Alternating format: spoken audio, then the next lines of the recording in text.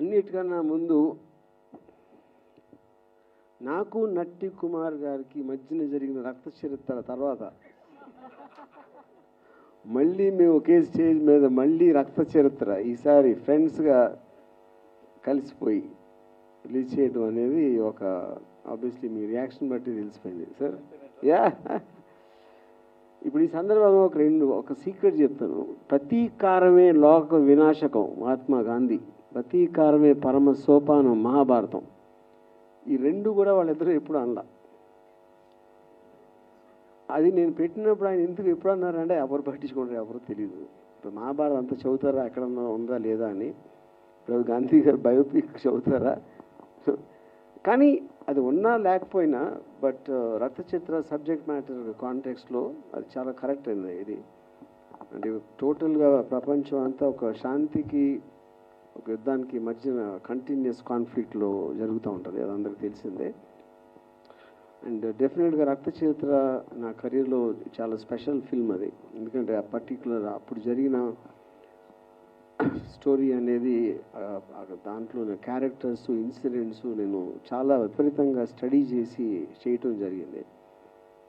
ఈ kind of larger than life characters, చాలా hard hitting songs కానీ అంత ఇన్ ద ఫేస్ అనేది నేను నా కెరీర్లో చాలా స్పెషల్ ఫిల్మ్ నాకు ఇది. And I'm very happy that Murali గారు నటి గారు ఈ సినిమాని మళ్ళీ రిలీజ్ చేస్తున్నారు ఆన్ 17 జూలై. అండ్ నేను చెప్పినట్టు ఇప్పుడు సాటర్డే 11th 4 o'clockకి బుకింగ్ ఓపెన్ చేస్తున్నారు. So I really looking forward to watch the film in the theatres and thank you very much. Yeah, ఒక్క క్వశ్చన్ సార్, రక్త చరిత్ర ఇంకేమైనా అంటే ఫ్రాంచైజీలు మళ్ళీ పార్ట్ 3 అట్లా ఏమన్నా ప్లాన్ చేసే సిచ్యువేషన్స్ ఉన్నాయి? రక్త చరిత్ర 2లో ఉన్న వాళ్ళు అందరూ పోయారు, ఇప్పుడు ఎవరితో తీయాలి? కొత్త వాళ్ళతో కాదు కదా, ఆ క్యారెక్టర్స్ అప్పుడు ఉన్న క్యారెక్టర్స్ ఎవరెవరి మీద బేస్ చేసి అనేది అందరికీ తెలిసిన విషయం. ఆ పేర్లన్నీ వాళ్ళలో ఎవరు ఇప్పుడు లేరు, ఉన్న వాళ్ళకేమో ఇప్పుడు అంత సీన్ లేదు. ఓకే, ఇంకొకటి సార్ చిన్న క్వశ్చన్. ఇప్పుడు ఇక్కడ మన టాలీవుడ్లో మల్టీ స్టార్ల ట్రెండ్ నడుస్తుంది సార్. సో ప్రతి సంక్రాంతికి ఒక మల్టీ స్టార్ ఖచ్చితంగా వస్తుంది. సో ఆర్జీవి గారి నుంచి మేమేమైనా మల్టీ స్టార్ ఎక్స్పెక్ట్ చేయొచ్చా ఫ్యూచర్లో? నో. 1 minute క్వశ్చన్ అడిగాను సార్, ఒక్క సెకండ్లో నో చెప్పారు. అంటే ఇంక ఇంట్రెస్ట్ లేదా మల్టీ స్టార్లు చేసే కైండ్ ఆఫ్ ఫిలిమ్స్లో అది రాదు. ఇంకోటి సంక్రాంతికి ఫ్యామిలీ ఫిల్మ్స్ వస్తే నా జీవితంలో నేను ఫ్యామిలీ సినిమా తీయను. మీ మీద ఒట్టు. నా మీద ఒట్టు. ఓకే, సూపర్, గట్టిగా వేశారు ఒట్టు. సరే, మల్టీ స్టారర్ చెయ్యరు, సో ఫ్యామిలీ ఆడియన్స్కి చెయ్యరు.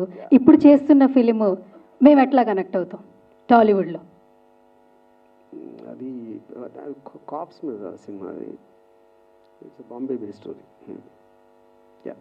అయిపోయింది దీని ఆన్సర్ కూడా. మొన్న సలార్లో కనిపించారు సార్ యాక్టర్గా. సలార్ సారీ, కలికి కనిపించారు సార్ యాక్టర్గా. చూసారు మీరు పక్కన నుంచి ఉంటే మెమరీ కూడా పనిచేయట్లేదు. సరే, నెక్స్ట్ ఇంకా మళ్ళీ అలా ఆర్జీవిని కొత్తగా ఏమైనా చూడొచ్చా 70mm? నేనేమీ కనిపించలేదు, కనురెప్ప వేసే లోపల వెళ్ళిపోయాను. దానికి కనిపించడం అన్నారు దాన్ని. యా, అలాంటిది ఏం లేదు. ఓకే, ఇప్పుడు అంటే ఫ్రెష్గా వచ్చారు కదా ముంబై నుంచి, ఇప్పుడే ఫ్లైట్ దిగి వచ్చారు. ఇక్కడ చాలామంది శత్రువులు ఉన్నారు, మీరు అన్నట్టు మిత్రులు. అంటే నన్ను ఎవరు ప్రేమించరు అన్నారు, బట్ ప్రేమించే వాళ్ళు కూడా ఉన్నారు ఇక్కడ. సో వాళ్ళందరికీ ఏమైనా చెప్తారా? ఆర్జీవి ఏమైనా చెప్తారా? నేను ఎవరికి ఏమి చెప్పను, ఎవరు చెప్పింది నేను విన్నాను.